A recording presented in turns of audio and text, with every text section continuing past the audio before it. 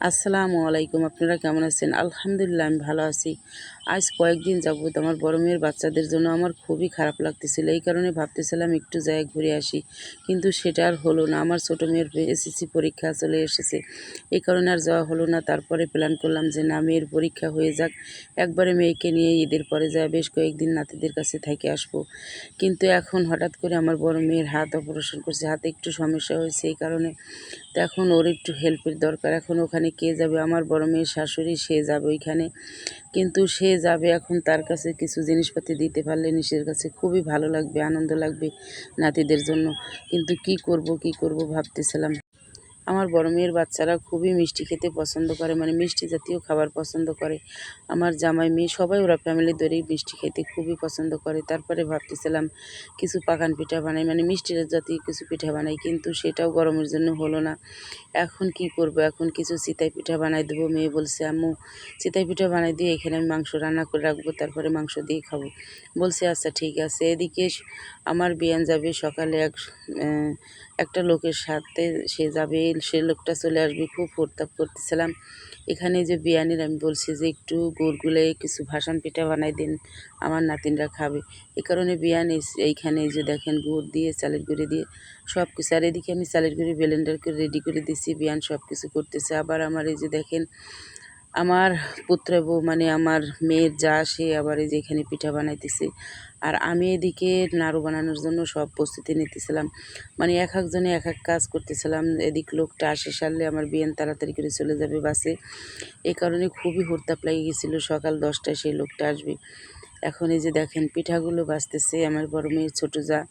ওর পিঠাগুলো প্রায় ভাজা হয়ে গেছে। আর এদিকে আমি আমার স্বামীকে বললাম যে তুমি আমার গাছের থেকে নারকেল পাড়ে দাও। ওই যে নারকেলটা পাড়ে দিল। এই নারকেল ভেঙে এখন কিছু নাড়ু বানাই সেরে তারপরে আমি জামাইয়ের জন্য দেব।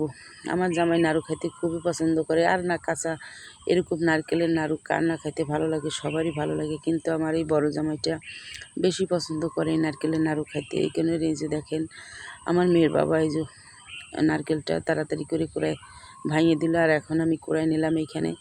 মানে খুব হরতাপ লেগে গেছিলো। এদিকে রান্না করতে পারিনি আগের দিন রান্না, আর আগের দিনই আমি সব কিছু রান্না করে রেখে দিয়েছিলাম যাতে সকালবেলা কোনো সমস্যা না হয়। আর এখন আমি যে দেখেন নারকেল গুড় দিয়ে মাখিয়ে নিলাম। এখন নাড়ুটা আমি বানিয়ে ফেলবো। আর ওদিকে ভাসান বানাইতেছে, মানে সব কিছুই প্রায় হওয়ার মধ্যে, এখন নাড়ুটা হইলেই হয়ে যায়। আর এদিকে খুবই হুড়তাপ লেগে গেছিলো সকালবেলা। আর যত কষ্টই হোক আর যত যাই হোক, আমার নাতিদের বা নাতিনদের জন্য কিছু তৈরি করে দিলে আমার খুবই ভালো লাগে বা আনন্দও লাগে। আর দুঃখের বিষয়ে আমি ওদের কাছে যাইতে পারলাম না, আরও বেশি খারাপ লাগতেছে। আমার নাতিনরা আমাকে বলে, নানু তোমাকে কিচ্ছু দিতে হবে না, তুমি একটু আসো নানু, তুমি একটু আসো। আমার জন্য আমার নাতিনরা খুবই পাগল, বা আমি ওদের জন্য খুবই পাগল।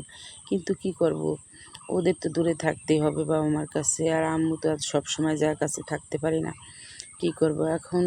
যাই হোক, ইনশাআল্লাহ ঈদের পরে আল্লাহ যদি সুস্থ রাখে, ভালো রাখে, ঈদের পরে মেয়েটার পরীক্ষা হয়ে যাক, তারপরে মেয়েকে নিয়ে যায় সেরে বেশ কিছুদিন থেকে আসবো নাতিনদের কাছে।